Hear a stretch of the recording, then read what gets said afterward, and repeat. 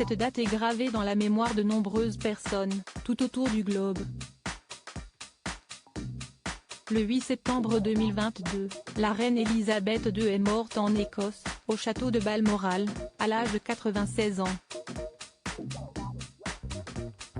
Avant que son décès ne soit annoncé, tous les membres de la famille royale, ou presque, s'étaient précipités pour avoir la chance d'être à son chevet. Pour pouvoir lui dire au revoir. Malheureusement, tous n'ont pas pu arriver dans les temps.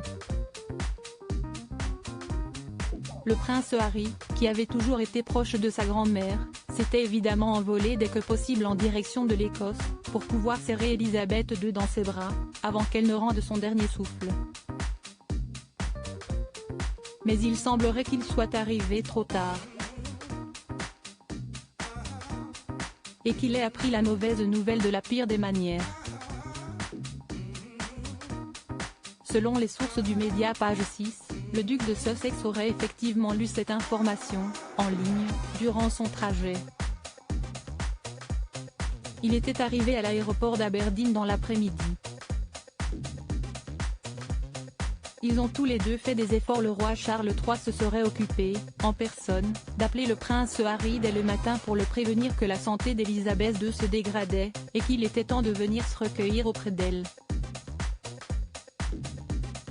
Et c'était une chance, si l'on peut dire, qu'il était au même moment au Royaume-Uni, avec Meghan Markle, pour quelques obligations professionnelles. En revanche, personne n'aurait pris la peine d'appeler le papa d'Archie et Lily B pour lui confirmer que la reine était morte. Ni membre de la couronne, ni courtisan. Aujourd'hui, le prince Harry est loin, bien loin de sa famille puisqu'il est retourné à Montecito, en Californie, le mercredi 21 septembre 2022.